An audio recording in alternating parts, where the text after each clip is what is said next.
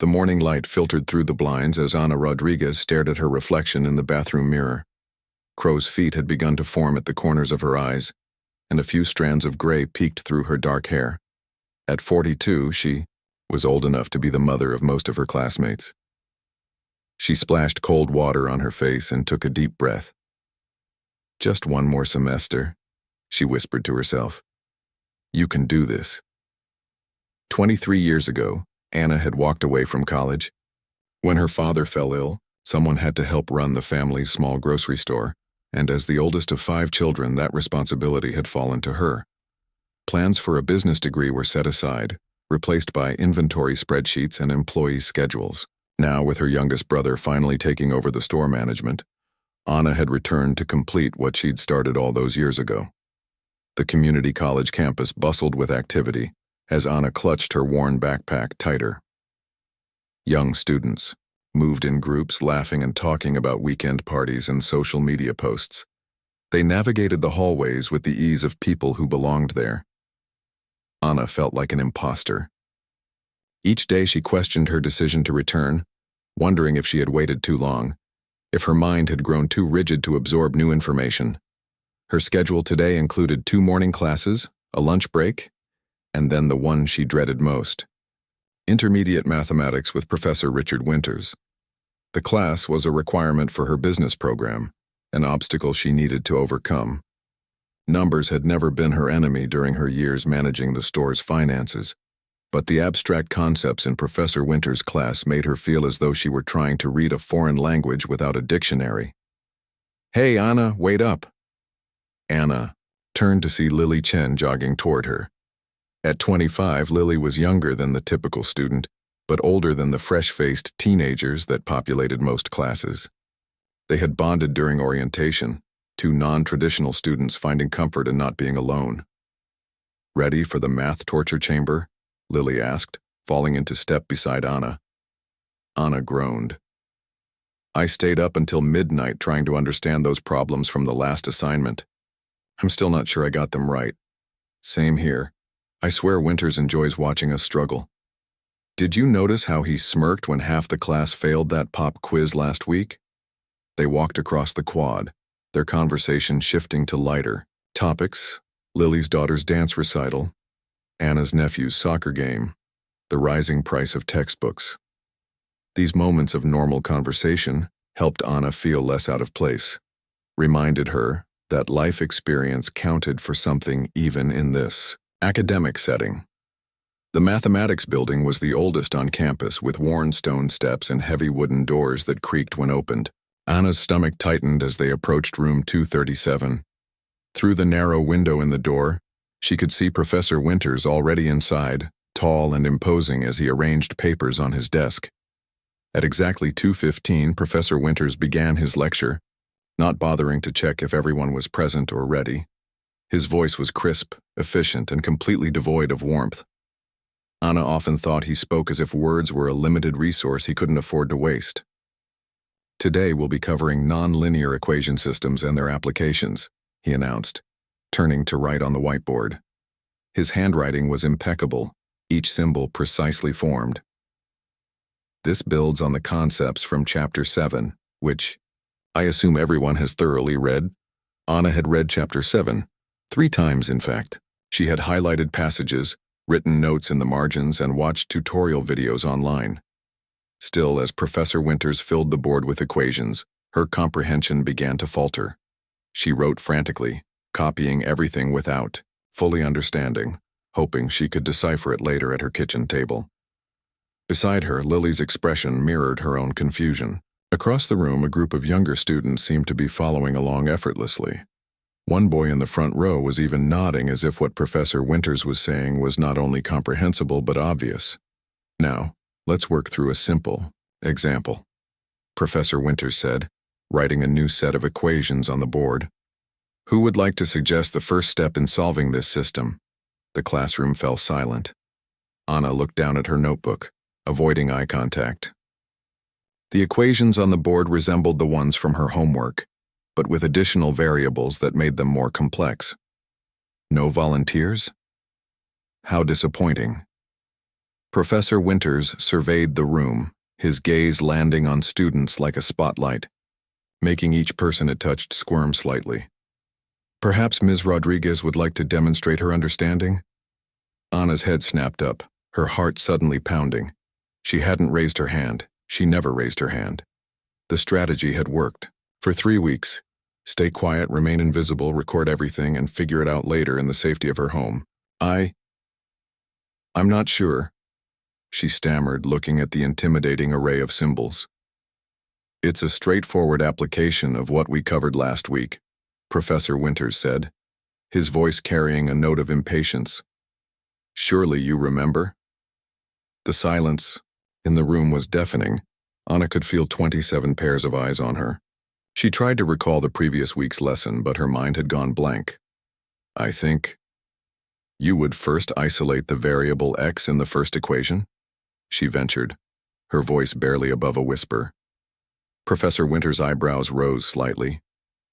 That would be an approach if we were dealing with linear equations, Ms. Rodriguez. But as I explicitly stated at the beginning of class, these are non-linear systems. A few snickers came from the back of the room. Anna's face grew hot. The appropriate first step, he continued, turning back to the board, would be to recognize the pattern these equations form and consider a substitution method. He began working through the problem with rapid-fire precision, his chalk tapping against the board like a metronome. Anna tried to follow, but each step seemed to leap over gaps in logic that she couldn't bridge. When he finished 5 minutes later, the solution stared back at her like a stranger she was expected to recognize. Does everyone understand? Professor, Winters asked, though his tone suggested he wasn't particularly interested in the answer. Good. Let's move on to something more challenging. The remainder of the class passed in a blur of incomprehension for Anna. Her notes became increasingly messy as she struggled to keep up, abbreviating words and drawing arrows to connect related concepts. By the time Professor Winters assigned the homework, she felt completely overwhelmed. Remember, these concepts will form the foundation of next week's midterm examination, he announced as students began packing up their materials. I suggest you all spend considerable time reviewing, if you wish to pass. As the class filed out, Anna remained seated, staring at her notebook. The pages were filled with her handwriting, but the meaning behind the symbols eluded her. How could she study material she didn't understand in the first place? Don't take it personally, Lily said, pausing by Anna's desk. Winters treats everyone like they're idiots. Not everyone, Anna replied, nodding toward the group of younger students who were chatting animatedly about the lecture, clearly having followed it without difficulty. Those kids probably had advanced math in high school, Lily shrugged. Some of them mentioned taking calculus already. We're just catching up. Anna nodded, but the reassurance felt hollow. It wasn't just about catching up anymore. The midterm was worth 30% of their final grade. If she failed that, her scholarship might be revoked. Without financial aid, returning to school would become impossible. Outside, the afternoon sun had disappeared behind heavy clouds. Anna walked slowly to the bus stop, her mind replaying the humiliation of being called on in class. 20 years in the working world, managing employees and vendors, handling crises from inventory shortages to refrigeration failures, and yet here she felt completely incompetent. The bus was crowded with students heading home after classes. Anna found a seat near the back and leaned her head against the window, watching raindrops begin to fall. Her phone buzzed with a text from her sister asking if she could babysit this weekend. Normal life continued outside the bubble of academic anxiety. As the bus lurched through traffic, Anna made a decision. She would go to the tutoring center tomorrow morning before her first class. She would ask for help, no matter how much her pride stung at the admission of failure. She would review the textbook again tonight, making lists of specific questions. And she would visit Professor Winters during his office hours, intimidating as the prospect was. I didn't come this far to give up, she murmured to herself, straightening her shoulders. The rain fell harder as Anna stepped off the bus at her stop. She pulled her jacket tighter and began the 4-block walk to her apartment, her mind already organizing a study schedule for the evening. Behind her, the math building faded into the gray afternoon, its windows glowing with harsh fluorescent light. Inside those walls, she had felt small and inadequate. But with each step toward home, Anna remembered who she was beyond the classroom. A woman who had supported her family through hard times, who had solved real-world problems daily, who had overcome obstacles far more daunting than nonlinear. Equations tomorrow would be different. Tomorrow she would begin to find her footing in Professor Winter's class. And if understanding came slowly, then slowly was how she would proceed. One problem, one concept, one small victory at a time. The tutoring center was tucked away in the basement of the library, a maze of small rooms and open study areas where student tutors helped their struggling peers. Anna arrived 15 minutes before it opened, clutching her textbook and notebook, determined to be first in line. Rain pattered against the high windows, casting gray shadows across the empty hallway. "You're here early," a voice said, startling. Her Anna turned to see a young man with glasses approaching, a ring of keys jingling in his hand. His name tag read David Math Tutor. "I need all the help I can get," Anna replied with a small smile. "Professor Winter's class is killing me." David winced sympathetically as he unlocked the door. "Winters is tough. I had him for advanced calculus last year. Come on in. I can help you before my first scheduled appointment." For the next 45 minutes, David patiently walked Anna through the concepts from yesterday's class. He had a gift for explaining complicated ideas in simple terms, using real-world examples that made sense to her. "Think of these equations like puzzle pieces," he said, sketching on scratch paper. "They might look different, but they need to fit together perfectly. Your job is to find how they connect." As the tutoring session ended, Anna felt a glimmer of understanding begin to form. Not mastery, not even confidence, but at least the fog of complete confusion had lifted slightly. She thanked David and promised to return the following week.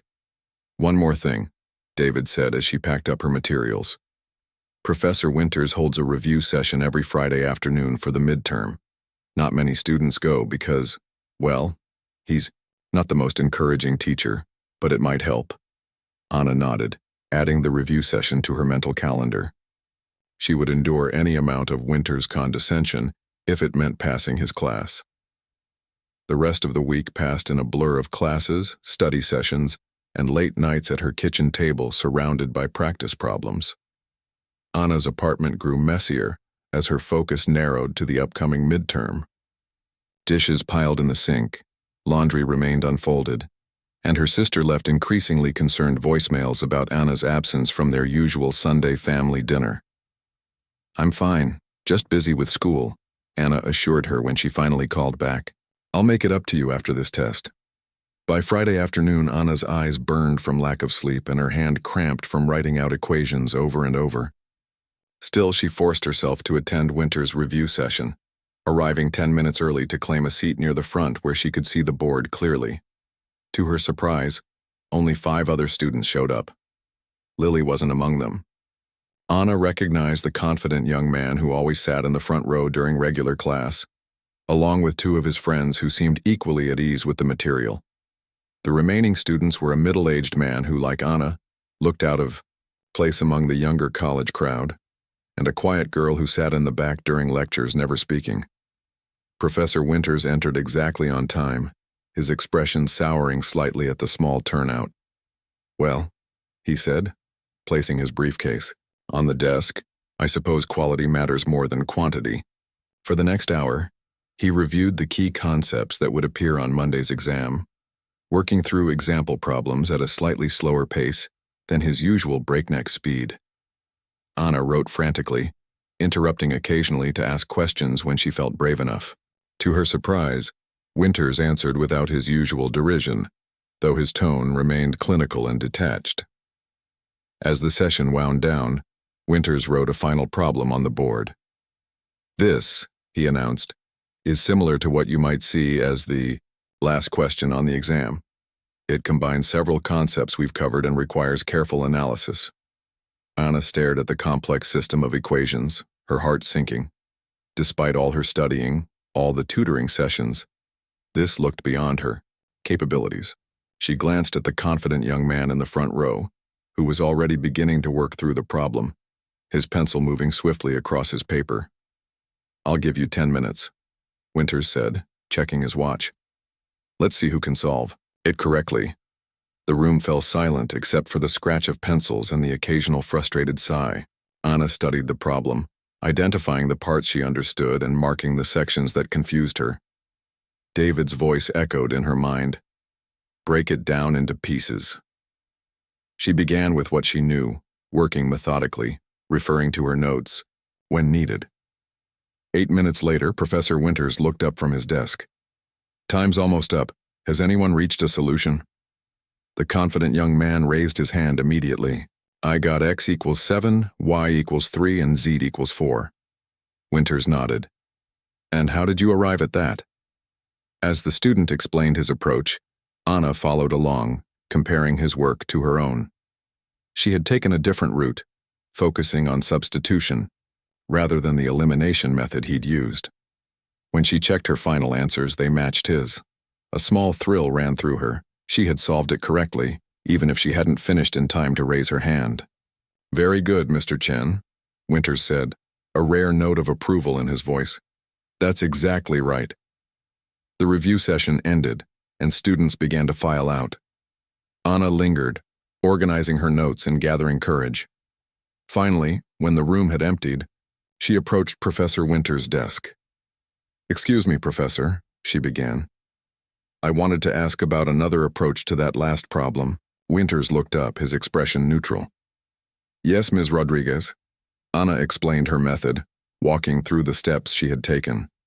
As she spoke, she gained confidence, the concepts clearer in her mind than they had been all week.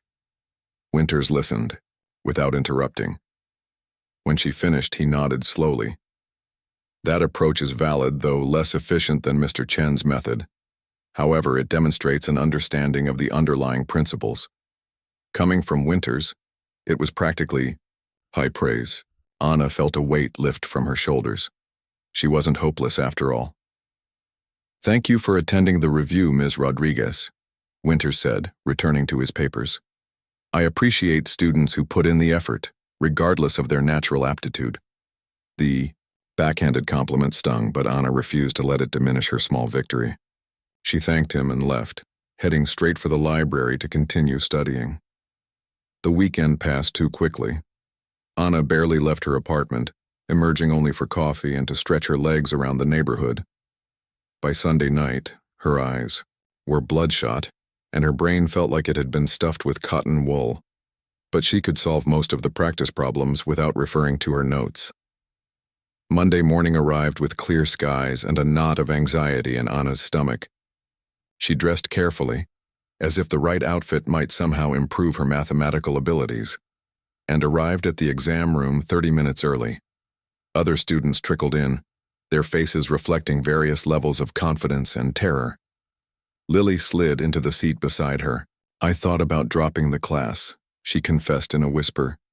"But my daughter said I've never quit anything in my life and shouldn't start now." Anna squeezed her friend's hand. "We've got this.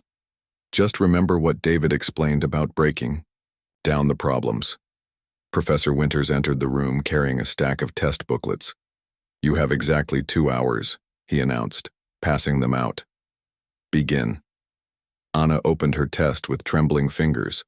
The first few problems were straightforward, applications of concepts they'd covered in class. She worked through them methodically, double-checking her answers before moving on. As she progressed through the exam, her confidence grew. The practice was paying off. Then she reached the final problem, a complex system even more challenging than the one from the review session. Anna's momentary confidence wavered. She took a deep breath, remembering David's advice about puzzle pieces, and began breaking down the problem into manageable sections. Halfway through the solution, she hit a roadblock. None of her usual approaches seemed to work. Anna fought rising panic, aware of the minutes ticking away. Around her, other students were turning in their exams and leaving. Lily gave her a nervous smile as she passed, whispering, "Good luck," before exiting. Soon, only a handful of students remained, including the confident young man from the front row. He finished his exam with 20 minutes to spare, gathering his materials with a satisfied expression that made Anna's stomach tighten with envy and doubt. 15 minutes remaining, Professor Winters announced. Anna stared at the problem, frustration mounting. She had come so far, studied so hard. To fail now seemed unbearably cruel. She closed her eyes briefly, trying to clear her mind. When she opened them, something clicked. She saw a different approach, unconventional, but potentially effective. With 10 minutes left, Anna began reworking the problem from a new angle. Her pencil moved across the page with growing certainty as the pieces fell into place. 3 minutes before time was called, she wrote her final answer, rechecked her work, and closed her test booklet. As she placed her exam on Professor Winters's desk, he glanced up at her. "Cutting it close, Ms. Rodriguez." "Sometimes the best solutions take time," she replied, surprising herself with her boldness. Winter's eyebrow arched slightly, but he said nothing as Anna left the classroom. Outside, the spring sun felt warm on her face. Regardless of the outcome, Anna had faced her fear of failure and persevered. She had pushed through the humiliation of not understanding, the late nights of frustration, the moments of self-doubt that had threatened to overwhelm her. As she walked across campus, her phone buzzed with a text from her sister. "How did it go?" Anna smiled as she typed her reply. "I did my best. Now we wait." The waiting would be difficult, but Anna felt a sense of peace she hadn't experienced since returning to school.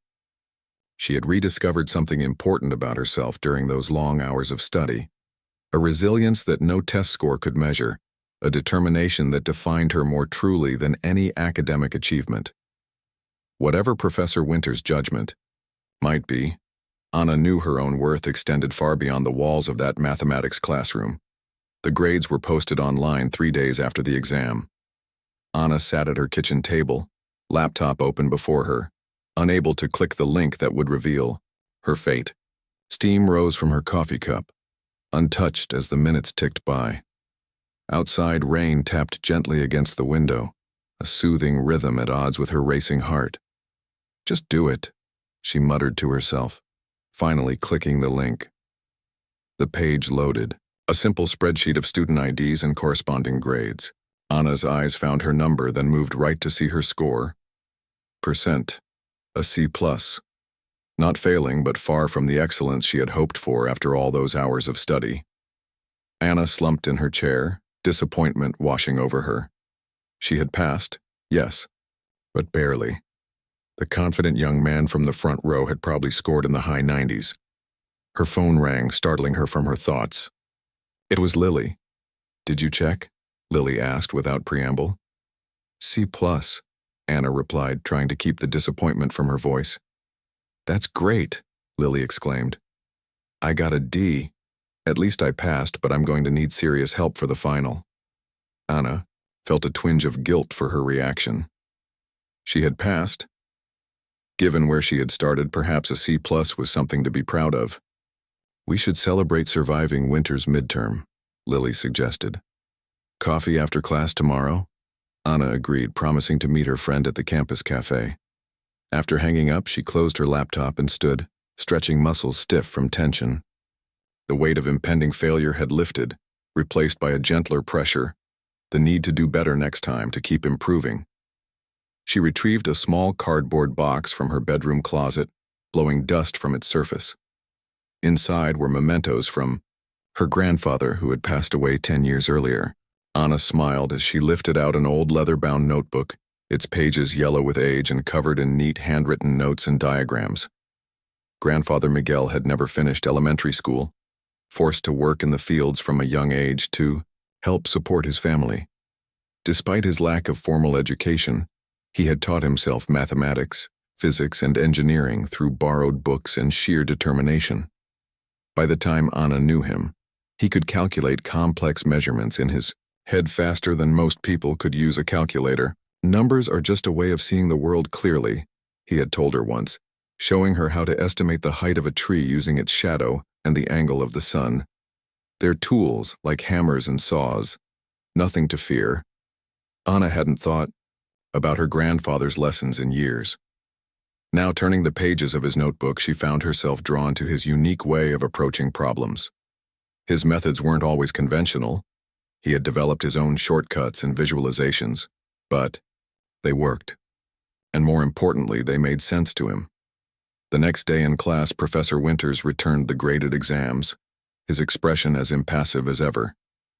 When he placed Anna's paper on her desk, he paused. An interesting approach to the final problem. "Ms. Rodriguez," he said quietly. "Unconventional, but ultimately effective." Anna glanced at the last page of her exam, where Winters had marked her solution with red ink. Though he had deducted points for what he called excessive steps, he had acknowledged that her answer was correct. A small note in the margin read, "Creative thinking." As Winters continued distributing papers, Anna studied her solution. She had used a technique similar to one she'd found in her grandfather's notebook, visualizing the equations as a three-dimensional shape and finding where the surfaces intersected. It wasn't the standard approach taught in class, but it had worked when the conventional methods had failed her. After class, Anna met Lily at the campus cafe as promised. They claimed a small table near the window, watching rain puddles reflect the gray sky. "I don't think I can survive the final," Lily confessed, stirring her latte absently. "My brain just doesn't work like that." "Neither does mine," Anna replied, thinking of her grandfather's notebook. "At least not in the way Winters teaches. But maybe that's okay." She explained about her grandfather, his self-taught methods, and how she had applied one of his approaches to the final problem on the exam. "Maybe we're trying too hard to think like Winters," Anna suggested. "What if we found our own way to understand the material instead?" Lily looked skeptical. "Easy for you to say. You got a C+, and I'm aiming higher for the final," Anna said firmly. "We both can. Let's form a study group, not just to practice Winters' methods, but to find alternative ways to understand the concepts." That weekend, Anna and Lily met at the public library, joined by two other struggling students from their class. Miguel, a former mechanic returning to school on the GI Bill, and Priya, a young mother who attended evening classes while working full-time. They spread their materials across a large table in a quiet corner, surrounded by stacks of additional math books Anna had borrowed. "So we're basically creating our own math class?" Miguel asked, eyeing the pile of books. "More like translating Winters' class into something that makes sense for us," Anna explained. "We all have different backgrounds, different ways of thinking. Let's use that instead of fighting against it." Over the next few weeks, their small group met regularly. Anna shared techniques from her grandfather's notebook. Miguel contributed practical applications from his years working with engines and machinery. Priya, who had grown up helping in her parents' restaurant, offered analogies related to cooking and inventory management. Lily, a former administrative assistant, excelled at organizing their notes into clear, logical systems. They created their own practice problems, explained concepts to each other in everyday language, and celebrated small victories when difficult ideas finally clicked. Anna began to enjoy mathematics in a way she never had before, seeing it not as an abstract torture but as a practical tool with real-world applications. Professor Winters noticed the change. During one class discussion, Anna confidently offered an alternative solution to a problem he had presented. Instead of dismissing her approach, Winters paused, considered, and then nodded. "An elegant solution, Ms. Rodriguez," he admitted, though his tone suggested surprise that she had produced it. The weeks flew by, and soon only 7 days remained before the final exam. Anna's study group had expanded to include 2 more students from class, meeting twice weekly in the library and supporting each other through increasingly difficult material. Anna's confidence had grown steadily, but as the exam approached, her old doubts began to resurface. The night before the final, Anna couldn't sleep. She paced her small apartment, reviewing formulas in her head, second-guessing her understanding of key concepts. Past midnight, she found herself once again flipping through her grandfather's notebook, seeking comfort in his familiar handwriting and practical wisdom. A folded piece of paper slipped from between the pages, a letter her grandfather had written to her shortly before his death. Anna had read it many times over the years, but tonight the words seemed especially relevant. "My dear Anna," it began, "remember that education is not about impressing others with what you know. It's about expanding what you can see, what you can understand about the world around you. Some of the smartest people I've known never set foot in a classroom. They learned by doing, by failing, by asking questions without fear of looking foolish. True intelligence isn't about having all the answers. It's about knowing how to find them and recognizing that there are many paths to the same truth."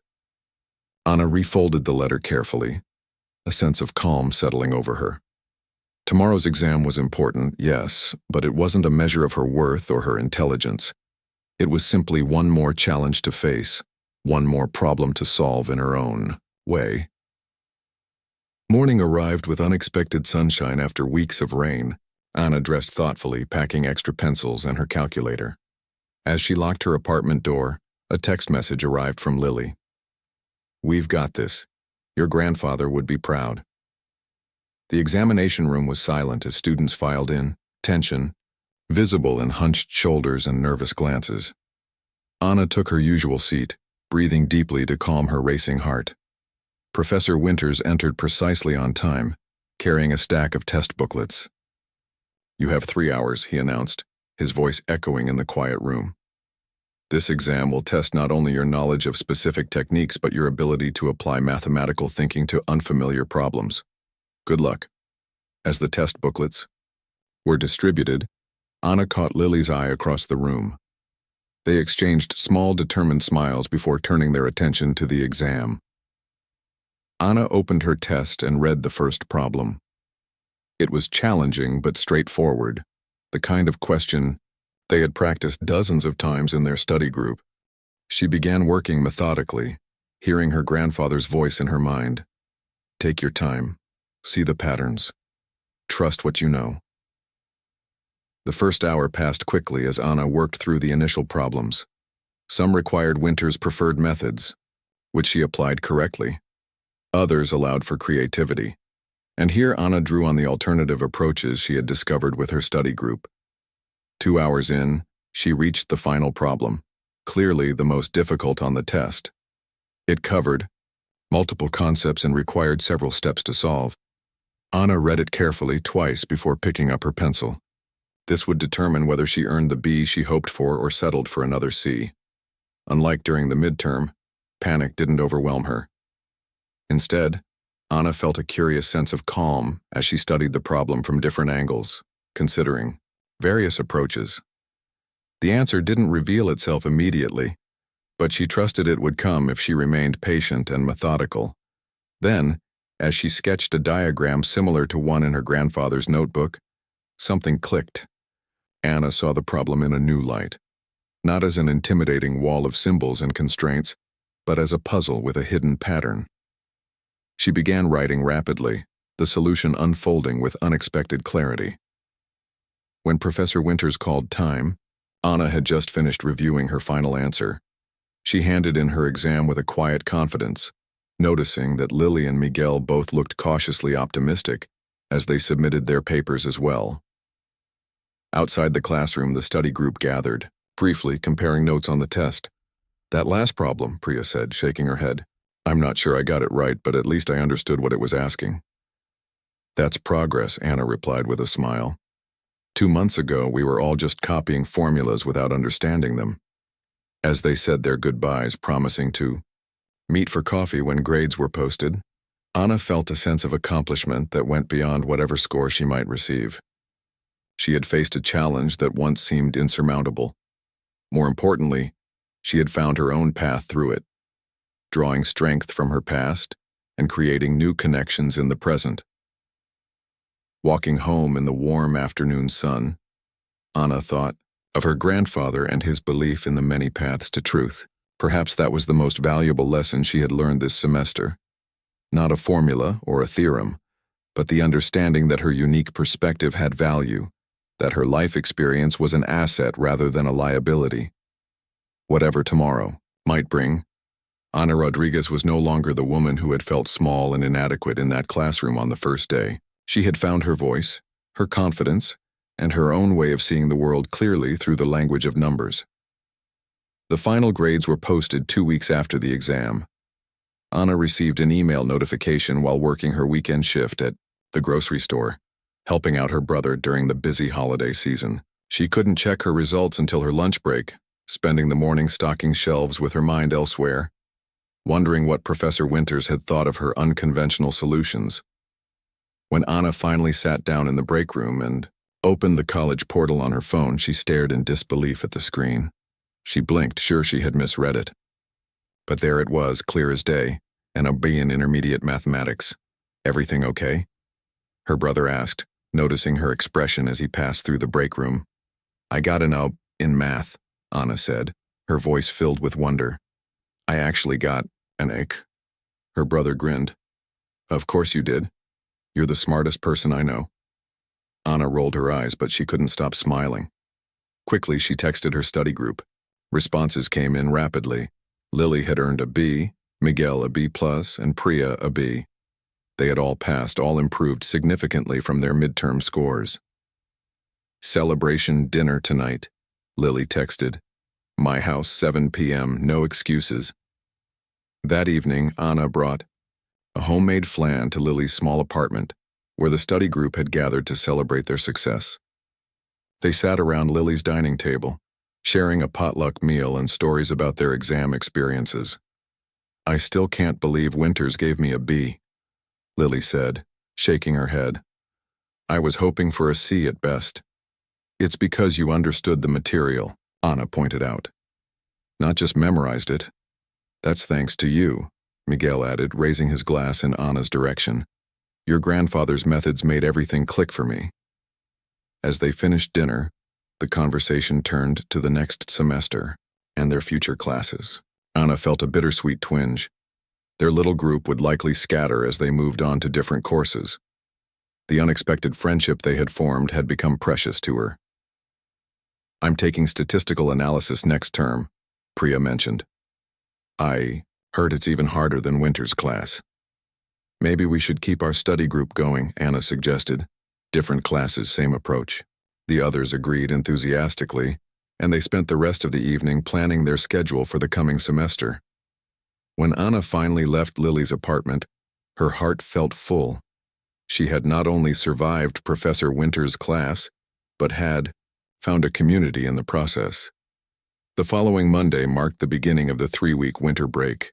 Anna had planned to pick up extra shifts at the grocery store and spend time with her family, especially her nieces and nephews who were expecting presents from their college student aunt. But first she wanted to return the books she had borrowed from the library.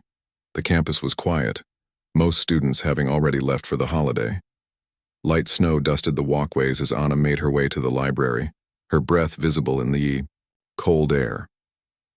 After returning her books, she decided to walk past the mathematics building one last time before heading home. To her surprise, she noticed lights on in Professor Winters' office. Without giving herself time to reconsider, Anna climbed the stairs and knocked on his open door. Winters looked up from his desk, momentarily startled. Ms. Rodriguez, I didn't expect to see students today. I was returning some books, Anna explained, suddenly feeling foolish. I wanted to thank you for the A. It means a lot to me. Winters nodded, his expression softening slightly. You earned it. Your final exam was quite impressive, particularly your approach to the last problem. Very creative. That's actually why I wanted to talk to you, Anna said, gathering her courage. My grandfather taught himself mathematics without any formal education. I used some of his methods on the exam. I was wondering if that's acceptable. Winters gestured for her to take a seat. Mathematics is about finding solutions, Ms. Rodriguez. While there are standard approaches we teach, and for good reason, there's always room for innovation. He paused, studying her. Your grandfather sounds like a remarkable man. He was, Anna agreed, surprised by Winters' interest. He kept notebooks full of his own mathematical theories and methods. Some of them are similar to established techniques, but he discovered them on his own. I'd be interested in seeing these notebooks sometime, Winters said, to Anna's astonishment. Self-taught mathematicians often develop unique perspectives that can be illuminating. Their conversation continued for nearly 30 minutes, with Winters asking thoughtful questions about Anna's grandfather and his approach to mathematics. As she prepared to leave, Winters mentioned that he would be teaching advanced applied mathematics in the spring. "It's not required for your business program," he said, "but you might find it interesting. Your intuitive grasp of mathematical concepts could be developed further." Anna thanked him for the suggestion, promising to consider it. As she left the building, she realized that her view of Professor Winters had changed. Behind his stern exterior was a genuine passion for mathematics and, perhaps, a capacity to recognize that passion in others, however unlikely they might seem. The winter break passed quickly, filled with family gatherings, extra work shifts, and quiet evenings with her grandfather's notebooks. Anna found herself increasingly drawn to the elegant solutions and practical applications he had documented over the years. By the time the spring semester began, she had made a decision. She would take Winter's advanced applied mathematics class as an elective. On the first day back, Anna arrived early, claiming a seat in the front row of the small classroom. Only 15 students had registered for the course, most of them mathematics majors preparing for graduate school. When Professor Winters entered, he nodded slightly in Anna's direction, a gesture that might have been encouragement. "Welcome to Advanced Applied Mathematics," he began, his voice less severe than Anna remembered. "This course will challenge you to apply mathematical principles to complex real-world problems. It is not about memorizing formulas, but about developing mathematical intuition." The first few weeks of the course were indeed challenging. Anna spent long hours studying, often calling on her study group for help with particularly difficult concepts. But she also found herself enjoying the material in a way she hadn't expected. Winter's teaching style seemed different in this advanced class, more engaged, more willing to entertain alternative approaches and creative thinking. One Tuesday in early March, Anna arrived at class to find an unusual atmosphere of excitement among her classmates. Professor Winters entered carrying not his usual briefcase but a small wooden box. "Today," he announced, "we're taking a break from our regular curriculum to discuss something special." He placed the box on his desk and opened it carefully. "This is a problem that was presented at last year's International Mathematics Olympiad. Only 8 competitors out of hundreds managed to solve it correctly." Winters wrote the problem on the board, a complex scenario involving optimization under multiple constraints. Even at first glance, Anna could tell it was several levels more difficult than anything they had tackled in class. "I don't expect anyone to solve this today," Winters continued. "It's meant to give you a glimpse of higher-level mathematical challenges. We'll discuss various approaches and perhaps work through part of it together." As Winters began explaining the problem's background, Anna studied the equations on the board. Something about them seemed vaguely familiar. Not the specific problem, but the underlying structure. She thought of one of her grandfather's notebooks, where he had explored a method for solving systems with similar characteristics. Without really meaning to, Anna began working on the problem in her notebook, applying her grandfather's approach. She drew diagrams, writing quickly, lost in the flow of numbers and relationships.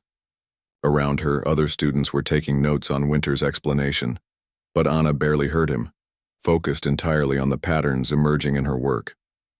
Time seemed to slow down as she worked, each step leading naturally to the next. When she reached what seemed to be a solution, Anna checked her work carefully, verifying that all constraints were satisfied. It looked correct, but surely it couldn't be that straightforward.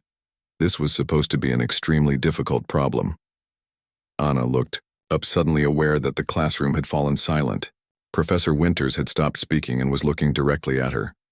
"Ms. Rodriguez," he said, "you appear to be working rather than listening. Have you found something interesting about our impossible problem?" Anna felt her face flush as all eyes turned to her. I was just trying an approach my grandfather might have used," she stammered. "I'm probably way off." "Would you mind sharing your work with the class?" Winters asked, his tone neutral. Anna hesitated, then nodded. With shaking legs, she walked, to the board. For the next few minutes, she explained her approach, drawing diagrams and writing equations as she went. The room remained absolutely silent, all students watching intently. When she finished presenting her solution, she turned to face Professor Winters, bracing herself for criticism. Winters was staring at her work with an expression Anna had never seen before, a mixture of surprise and what might have been respect. "How long did this take you, Ms. Rodriguez?" he asked quietly. Anna glanced at the clock. "About 17 minutes, I think." A murmur ran through the classroom. Winters checked his watch and nodded. 17 minutes, he repeated. To solve a problem that stumped some of the brightest young mathematicians in the world. He turned to address the class.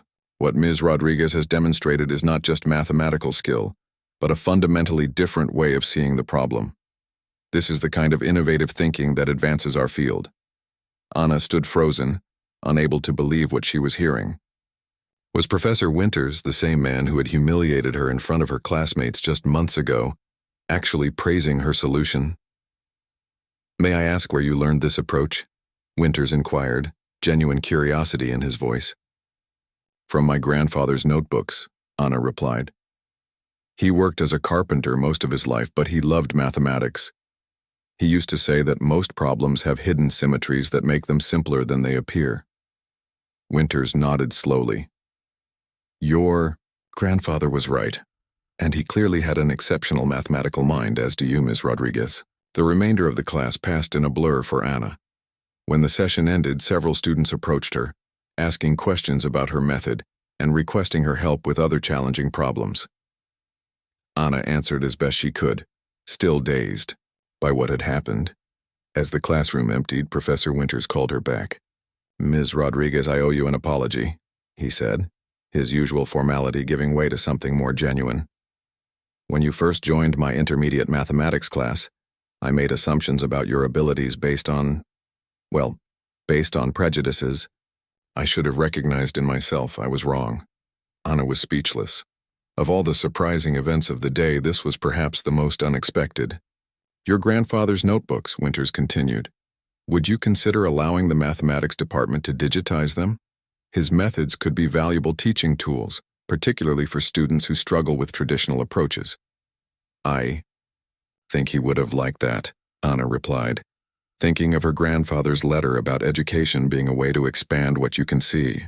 He always wanted to share what he knew. Walking home that afternoon, Anna felt as though she were floating above the sidewalk. The impossible problem, solved in 17 seconds. Professor Winters' apology and praise. The interest in her grandfather's work. It seemed surreal. Her phone buzzed with a text from Lily. "Heard what happened in Winters' class today. Campus is buzzing. Celebration dinner required. My place, 7 p.m. Anna smiled, typing a quick reply. She had a feeling her study group would have lots to discuss tonight, and perhaps a new purpose beyond just helping each other pass their classes. Her grandfather's methods deserved to be shared, and she was beginning to think that maybe, just maybe, she had found her true calling in bringing those methods to others who, like her, needed a different way of seeing the patterns in the world. Word spread quickly about Anna's solution to the impossible problem. By the following week, students she had never met were approaching her in the campus cafeteria and library, asking about her mathematical methods. A group of engineering majors invited her to join their study sessions. A mathematics graduate student asked if she would consider collaborating on a research project.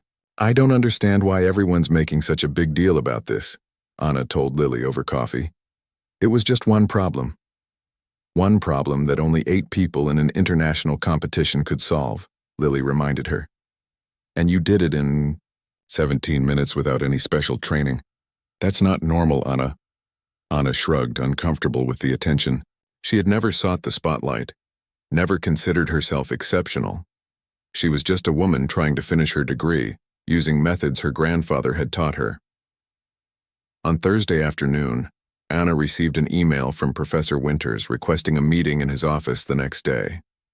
The formal tone gave no hint of its purpose, and Anna spent a restless night wondering if she had somehow offended him with all the attention her solution had received. When she arrived at his office, Anna was surprised to find not only Professor E. Winters but also Dr. Eleanor Chen, the chair of the mathematics department, and Dr. Thomas Rivera, dean of the Science College. "Please sit down, Ms. Rodriguez," Dr. Chen said warmly. "We have something important to discuss with you." Anna perched nervously on the edge of a chair, glancing between the three academics. "I've shared your solution to the Olympiad problem with several colleagues," Professor Winters began, "as well as your explanation of how you approached it. The response has been significant. Your method represents a novel approach that could have broader applications," Dr. Chen explained, "particularly in teaching mathematics to students who struggle with traditional methods. We're interested in formalizing and expanding on your grandfather's techniques," Dr. Rivera added. "With proper documentation and research, they could potentially be developed into an alternative teaching methodology." Anna blinked, trying to process what they were saying. "You want to study my grandfather's notebooks?" "More than that," Professor Winters said. "We want to offer you a position as a research assistant in the mathematics department, working directly with me to develop these methods into a coherent system." Anna stared at him in disbelief. "But I'm not a math major. I'm studying business." "That's actually an advantage," Dr. Chen said. "You bring a perspective most mathematicians lack, the experience of someone who initially struggled with traditional approaches and found another way. The position includes a stipend," Dr. Rivera added, "and could potentially lead to publication opportunities if our research yields significant results." Anna's mind raced. A research position would mean fewer hours at the grocery store, more time to focus on her studies, and the chance to honor her grandfather's work. But it would also mean working closely with Professor Winters, whose approval still seemed tenuous despite their recent interactions. "May I have some time to think about it?" she asked. "Of course," Dr. Chen replied, "but we would need your answer by next Friday. The grant funding this position has a timeline attached." After the meeting, Anna walked slowly across campus, her thoughts in turmoil. The opportunity was unexpected and exciting, but doubt gnawed at her. Was she really qualified? What if she failed, proving that her solution to the Olympiad problem had been a fluke? She found herself outside the tutoring center, where her journey had begun months ago with David patiently explaining mathematical concepts she couldn't grasp. On impulse, she went inside. David was there helping a frustrated-looking freshman with calculus problems. He looked up as Anna entered, his face brightening. "The famous Anna Rodriguez," he called out. "I've been hoping you'd stop by." When he finished, with his student, David joined Anna at an empty table. "So solving impossible problems now? I always knew you had it in you." Anna laughed, then sobered quickly. "They've offered me a research position in the math department." "That's amazing," David exclaimed. "Is it? I'm not sure I'm qualified. What if I can't deliver what they're expecting?" David considered this. "When you first came here for tutoring, you were convinced you couldn't understand mathematics at all, remember?" Anna nodded. "But you didn't give up. You found your own path. That's exactly what makes you perfect for this position. You know what it's like to struggle, and you've discovered alternatives that work." His words eased some of Anna's anxiety, but another concern remained. "I'd be working directly with Professor Winters." "Ah," David said, "the man who humiliated you in class." "He apologized for that," Anna admitted. "But still, it's intimidating." "Think of it this way," David suggested. "You've already proven him wrong about your abilities. Now you have the chance to help him become a better teacher." That evening, Anna called a family dinner to discuss the opportunity. Her brother, sisters, nieces, and nephews crowded around the table in her sister's small house, passing dishes of her mother's cooking, while Anna explained the research position. "I'm not sure I should accept," she concluded. "It would mean changing my focus from business to mathematics education." Her oldest sister, Elena, who had taken over their father's role as family advisor after his death, spoke first. "Anna, do you remember what Papa said when you dropped out of college to help with the store?" Anna nodded. He said it wasn't forever, just for now. And what did Abuelo always tell you about your mind? Ana smiled at the memory. That it was like a Swiss Army knife, full of tools I hadn't discovered yet. I think both of them would be very proud to see you using your gifts this way, Elena said softly, honoring Abuelo's memory by sharing his knowledge with others. Ana's youngest nephew, only 7 years old, piped up from the end of the table. Does this mean you'll be a math teacher, Tia Ana? Not exactly, Ana replied. I'll be helping. Develop new ways to teach math, especially for people who find it difficult. Like me, the boy exclaimed. I hate math class, it never makes sense. Ana felt something click into place.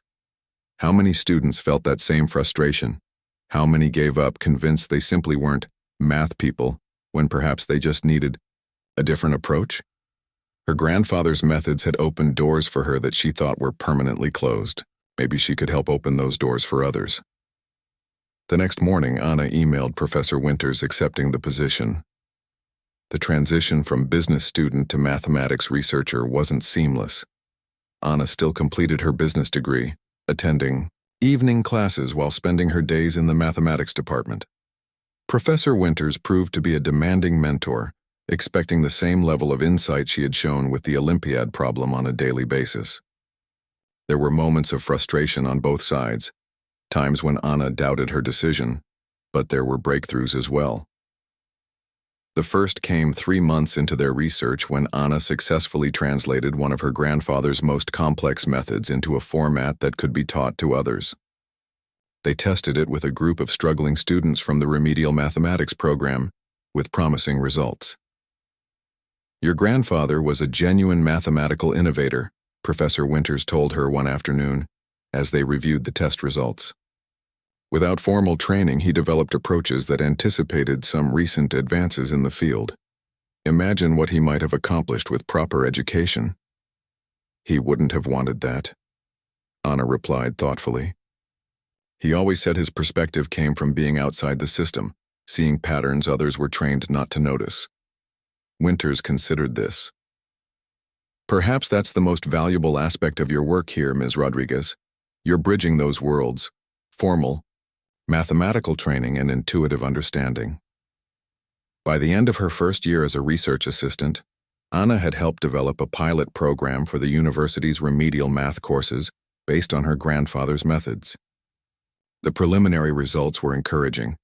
Higher completion rates, improved test scores, and, most importantly to Ana, students reporting greater confidence in their mathematical abilities. On a warm spring afternoon, Ana visited her grandfather's grave, bringing fresh flowers and a copy of the paper she and Professor Winters had recently submitted to an educational journal. She sat on the grass beside the headstone, running her fingers over his name etched in marble. I wish you could see this, Abuelo, she said softly. Your methods are helping people. Students who thought they couldn't do mathematics are discovering. They just needed a different approach. A gentle breeze rustled the pages of the paper. Ana smiled, remembering how her grandfather used to say that good ideas were like seeds carried by the wind. They would find fertile ground somewhere, someday. As she left the cemetery, her phone rang. It was Dr. Chen from the mathematics department. Ana, I have exciting news, she said. The National Science Foundation has approved our grant proposal. Full funding for 3 years to expand your alternative mathematics program nationally. Ana stopped walking, her free hand gripping the cemetery gate for support. Nationally? As in other universities? Universities, community colleges, even high schools, Dr. Chen confirmed. Your work with Professor Winters has attracted significant attention. The foundation wants you to lead a team developing comprehensive curricula based on these methods. Me? Ana whispered. Lead a team? Who better? Dr. Chen asked. This began with your grandfather's notebooks and your unique perspective.